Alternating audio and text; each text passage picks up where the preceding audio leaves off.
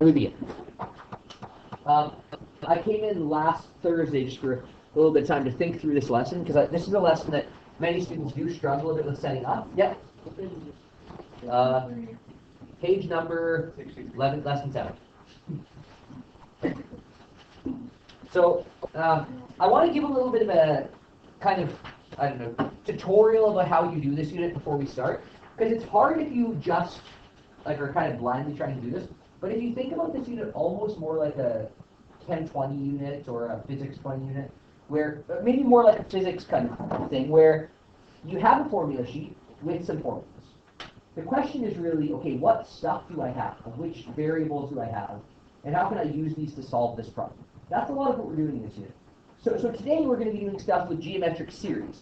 We're going to be looking at a lot on these formulas here. These formulas kind of on the bottom part of the geometric series and sequences. And by themselves, sometimes these are a little bit tricky to figure out exactly what they're saying. But at its core, what you recognize is I have a formula which tells me something, and I have most of the variables I need in this formula, and I'm looking for some other thing. Well, if that's the case, you have all of the variables you need but one. You can just do algebra to find that one variable. And sometimes I have all the variables I need except two, but I can find one of those other variables using a different formula. For example, my term number formula is a times r to the n minus 1 or something like that. If I can use a different formula to find the missing variable and then plug that in, it's basically a case of what do I know and how can I use that to find what I don't know. Now, a few ugly applications of that, but that's what we're trying to do. Take a formula, plug in parts of it, and use that to find a missing part. So, first of all, I'm actually not going to derive these formulas for you. You can take a look at them. They're here. This is showing how a geometric series formula comes. Basically, A, or term 1, same thing. So this top line here, S of n is equal to T1 or is equal to A. Same thing, so these formulas are saying the same thing.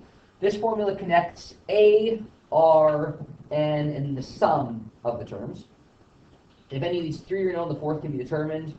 And sometimes if you don't know the number of terms, but you know another term, you know a higher term. Remember how with the arithmetic sequences, sometimes we have you know T of n, but you don't know the sum of all of them. Similarly here, if you know a term here, we can use this other formula to find or to connect S of n, R, T of n, A, so if we instead don't have n.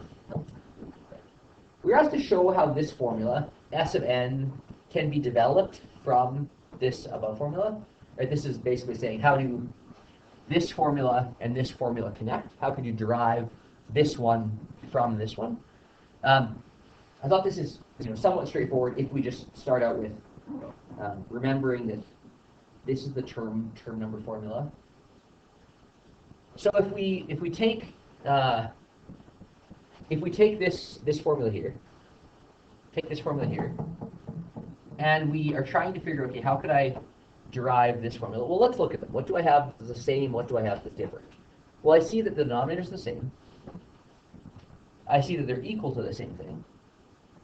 But I see that this top situation is different. Or basically, what this is saying is somehow r times t to the n minus a must be equal to a times r of n minus 1. Right? We're recognizing the top must be, hey. Yeah, a times r. I was just putting recognize this, and you'll actually see why in just a second. So I also know that r of n, or a times r of n, is equal to r times a times r to the power of n minus 1. And if you look in here, you can see, T of n formula. So then I thought, okay, well, if I know these things, I think I might be able to derive the one from the other.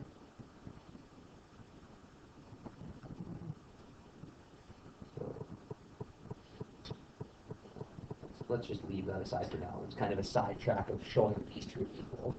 But looking at here, okay, I'm trying to take this, a r of n minus 1, or that would be the same as saying a times r to the n minus a. Right? I just take this and distribute it with it, and I get this. And now I have a to the r of n, and that's equal to r to the a times r n minus 1. Probably you're wondering about why I'm saying that or how I'm getting that. In a geometric sequence, or in a geometric series, each term, I can get the next term by taking whatever the ratio is and multiplying it by the term before. So all that this is saying is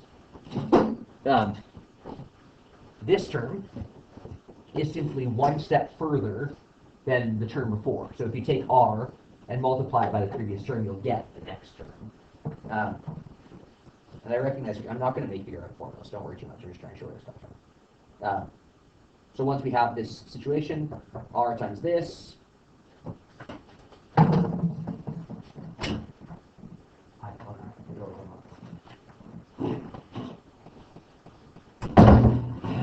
once we have this, that's t to the n. So r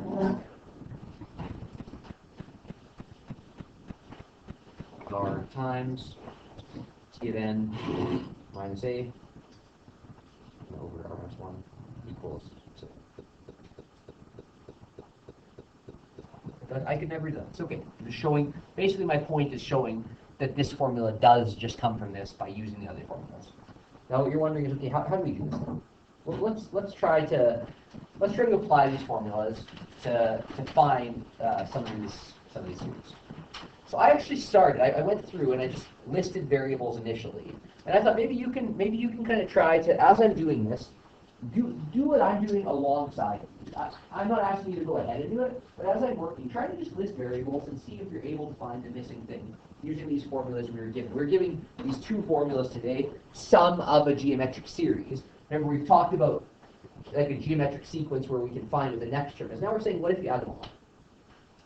So this sequence is asking, what's the sum of the first 15 terms?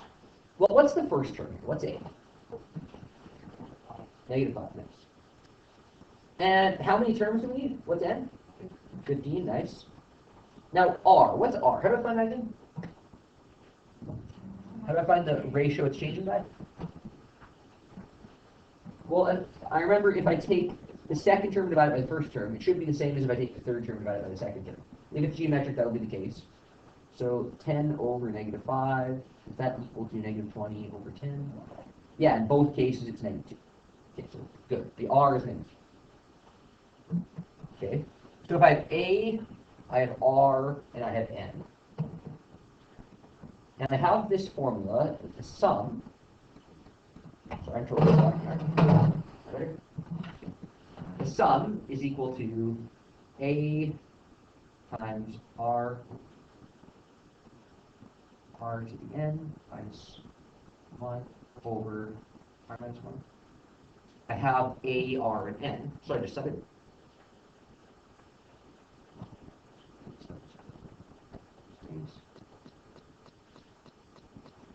A was negative 5. R is negative 2 to the power of n minus 1. And that's all divided by 15 minus 1. Or sorry, r minus 1, negative 2 minus 1. Suppose the calculator would help with this, eh?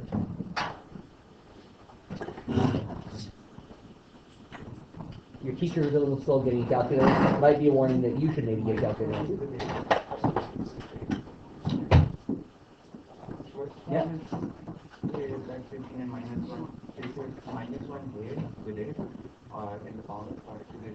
No, it's not in power. Good question. Your formula sheet will show a little minus, but you'll be able to tell. Right? This is a unit you definitely just need to use your formula sheet. I don't expect you to remember. At least some of them you'll be really comfortable. So I sort of suspect your initial arithmetic series formula, let's probably know that. Your initial geometric series formula, you probably know that. But these sum ones, there's no way to remember them. You just use your formula sheet. Okay. Or not no way, but it's unlikely.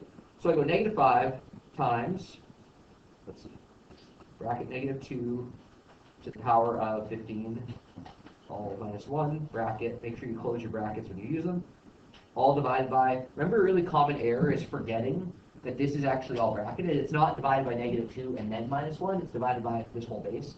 So you could just say divide by -3 if you're worried. So what's the sum of these first 15 terms?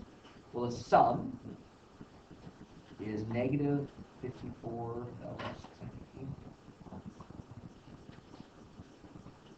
Now this is actually, it's worth thinking, what's that saying? It's a little confusing, how do I get this? So let's think about how this sum actually is working as we're going. What would be the sum of term 1?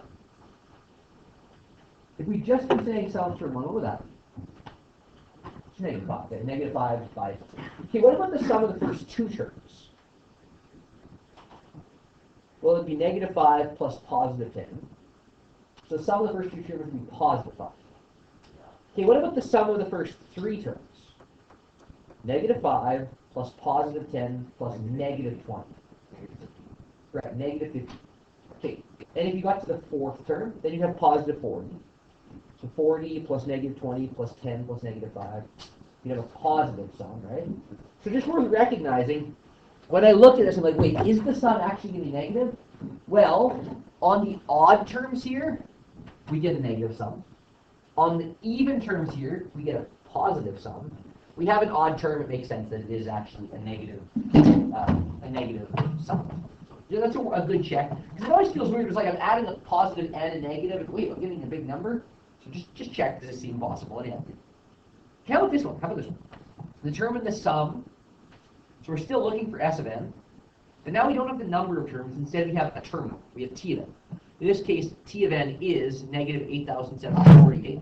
Recognize here, it says minus, plus, minus, plus, minus, plus. Think about the term values as positive or negative values, right? 4 minus 12, that's the same as 4 plus a negative 12, right? The value of this term is negative 12. The value of this term is positive 36. The value of this term is negative 8,746, right? Just keep that in mind. Now we're asked to find the sum. We have A, we have R, or we can find R. We have T of n. What's A? What's R? Negative 3. Good. Negative 12 divided by 4 is negative 3. Likewise, 36 divided by negative 12 is negative 3. And then T of n, we don't know what n is. We know this term is negative 8,748. So, to find the sum, S of n, this is our next formula. Why don't we, who has a formula sheet? I gave them to lots of you earlier. This is going to be a lesson where you're going to just be copying them unless you actually have a formula sheet to give them. So I'm going to just give these out. I would like them back so I don't print more for the test. And you have this in the back of your book also. But probably worth just having in front of you as you do this, okay?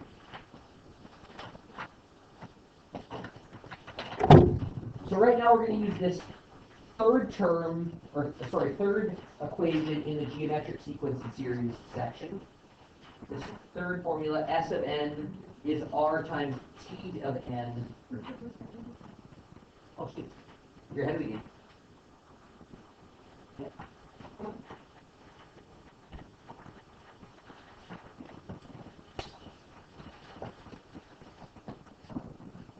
Okay, so in this case, we're going to use this R times T of n minus A. This is the one we derived from the initial formula over R minus 1. And the only thing that differs from that first one is this top term, which we showed is equal. Okay, so S of n is equal to R, negative 3, times T of n, negative 8,748, minus A, all divided by R.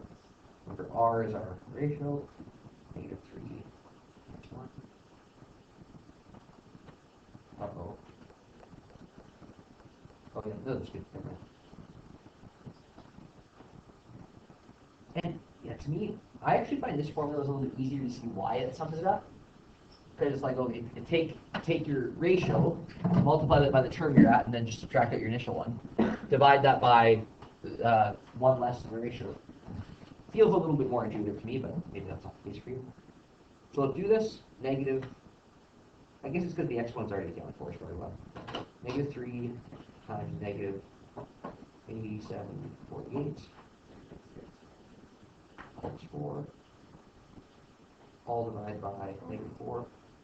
So the sum here is negative 6,560. So I'm once again thinking, wait, is it possible this sum is negative? Well, this one, it actually makes sense because I see, oh, my last term here is a negative one.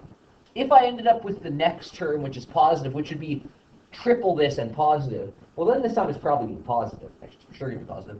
But in this case, I started with a positive, but then I ended with a huge negative. Oh, I see why. And the sum is actually less than the last term. So that means that the sum beforehand had been positive, and then this last term proceeds. Okay. Now this next one, just a slightly different setup, where I have the sum, right? I have the sum. This is the sum. But it's asking me what term would be the last term. I don't know how many terms there are. We're still going to use the second formula. But we were given the sum, and instead we're looking for t of n. So it's the same formula here, except now I need t of n, and I already have s of n. A is negative 2. Ratio is negative 4. And S of n is negative 104,858. So what would be the last term? Well, I put in this formula. S of n equals r T of n, let's say, over on this one. And I just sub stuff in.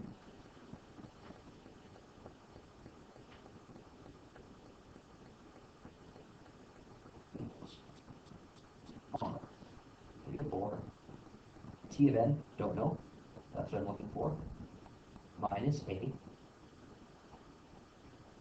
all divided by, all divided by negative 4. This one. Okay, so doing algebra like this, I found just actually isolating a variable here some of us struggle with. What are we going to do?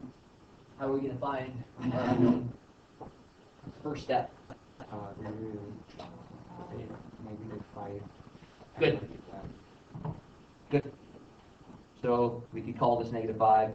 So we'll go times negative 5 times negative 5. Good. That'll cancel this, cancel this. So I end up with negative 5 times negative 104,858.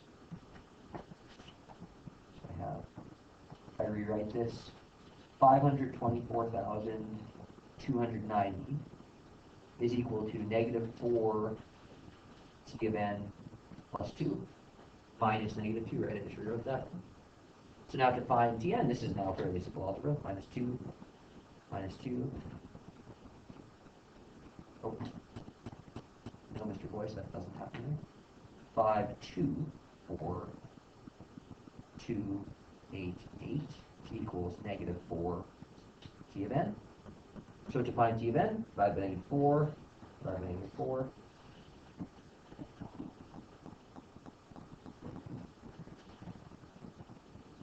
T of n, or the term that we're wondering about, is negative 131.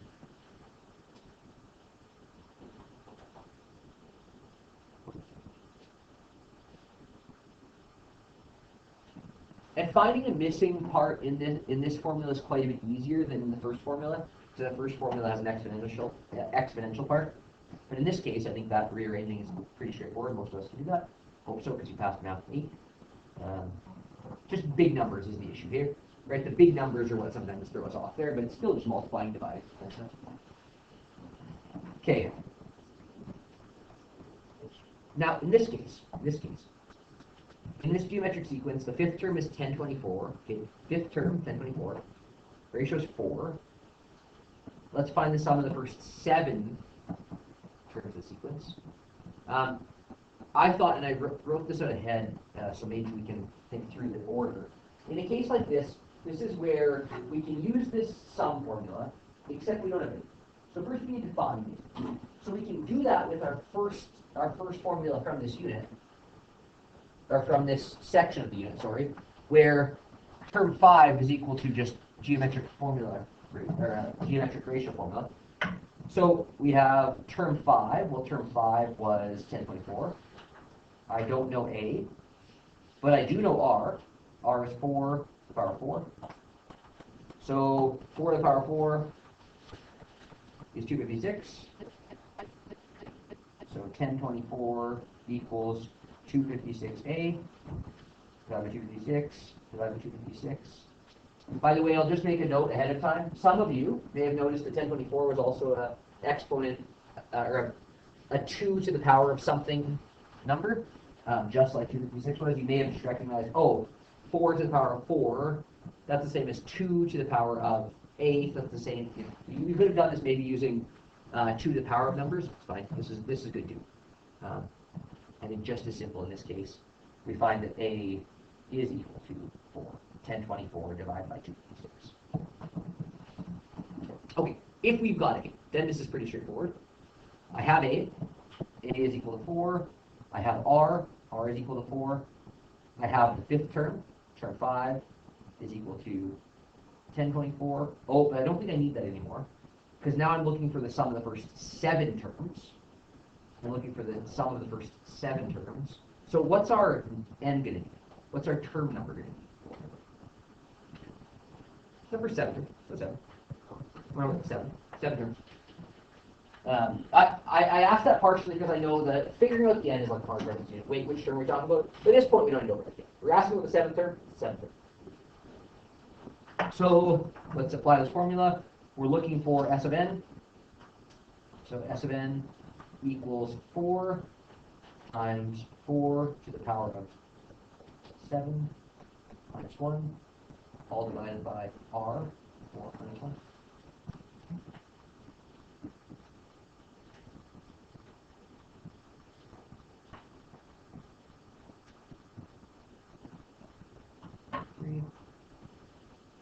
S of n equals 21,844.